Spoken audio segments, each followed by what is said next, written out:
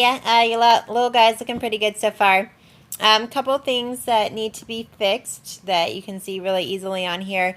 It's difficult to see in Illustrator, but once you upload it and do the PDF, you can easily see that his pants aren't really black. They're kind of like a, I don't know, off brownish color, and some other little things. So I'll show you how to fix those.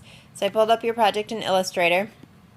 First thing, we'll go to the color thing so I can show you how to do that. So when you click on it, if you go to your color palette, and if you don't already have it open, you can go to Window, Color.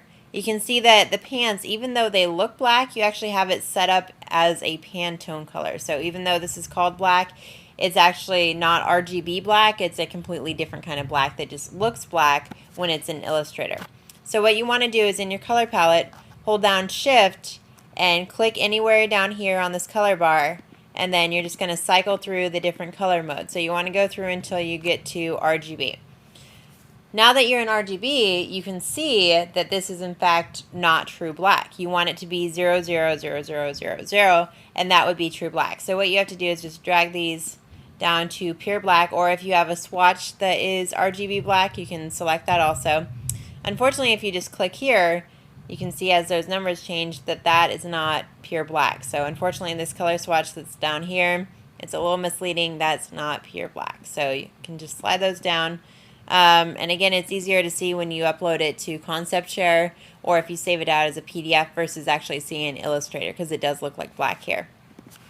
So a couple of things with yours. He's looking really good. I really like the style that you have going on with the feet here, and I'm glad to see that you expanded the stroke and played with it that way as opposed to just doing like a stylized brush.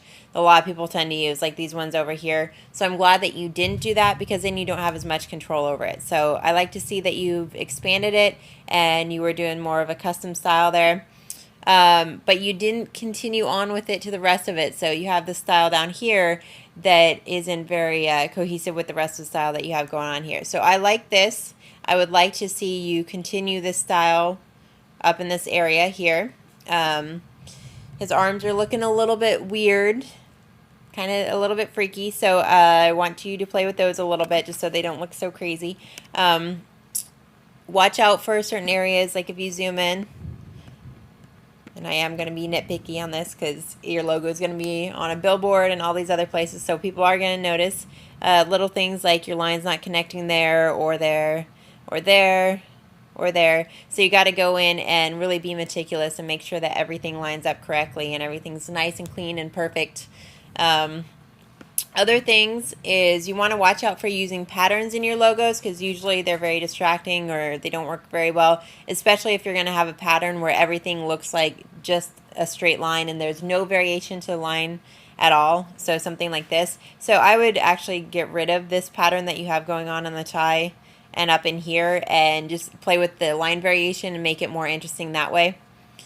And then also use the line variation to create, sorry, it's thundering in the background. I don't know if you can hear that. Use the line variation to create some shadows under here and under here, and that's going to add a little bit more interest to the logo and make it pop out a little bit more.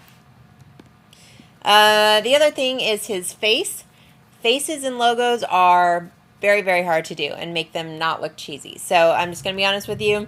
Face, he's adorable, but from a professional standpoint, he does look a little bit cheesy, and you know, especially if you're a designer, you can see that you just did the stroke on this since the ends of it are kind of flat. Even though you expanded it, since they're flat like that, like I can see literally that you just kind of like pen tooled a stroke on it. So I want you to play with the face a little bit, see if you can make it a little bit more professional looking and more cohesive with the rest of the style. Another option, because honestly, if you do a face, then he becomes the personality of the company, which is a big challenge because then you have to really get his personality right. And I like the smile on him, but again, there's that fine line between making him not look cheesy, but then also making sure that his personality is right for the company. It's like trying to select a spokesmodel for your company, right? You want to find the right person, so you want him to have the exact personality that you want. So another option is, as I kind of suggested earlier, you could have the hat kind of like covering his face a little bit, so then that's a little bit of a scapegoat, so you don't have to do the face, so you can play around with that. I was messing with it a little bit, so I'll show you like slightly some of those changes. So this is what it would look like if you take the stripes off of here and the tie, and I didn't play around with it completely, but you can see you can kind of go in and start playing with the shadows a little bit, maybe a little bit under his neck, and I did the hat very quickly. I just kind of stole what you had and like rotated it a little bit, but you can cover up his face a little bit. I'll leave that up to you if that's the route that you want to go, but his face definitely needs to be changed one way or the other. So if you cover it up, that's one route. Let's see, other things I'd want to see. Oh, definitely the hands like I mentioned.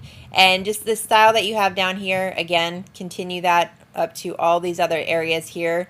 And you can see when you zoom out that the areas I started to add the shadow to, that's really going to start to bring out that shape a little bit more. So while you're designing it, you know, come in here and work with it and then zoom way out, like even like, you know, something like that, and see which areas are popping out and which areas need a little bit more help. And the areas that need a little bit more help, then you'll want to thicken up those lines a little bit.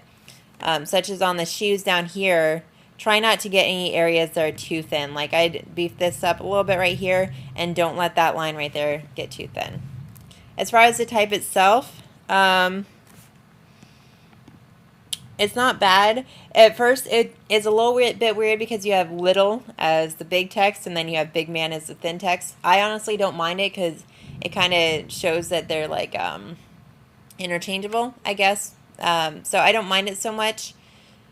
Clothing for boys. It's a lot of type, but you could probably have a version where you don't necessarily have that, and so it's just the name of the company, because you don't always want to have the tagline with the logo. The way that you have it set up, it's actually not too bad, even though it is a lot of type. I think that you've worked with it well, so I don't mind the type as it is right now. I would mostly focus on fixing those things with the logo. Other than that, it's looking really good. Oh, last thing that I did really quick was when I took away the lines on the tie, then you have this white area in here. So I kind of brought this down a little bit just so that you have more of the pants hanging underneath the tie, so that you don't have the white tie running into the white area between the pants and stuff. So that's the only other thing that I changed. All right, so looking good so far.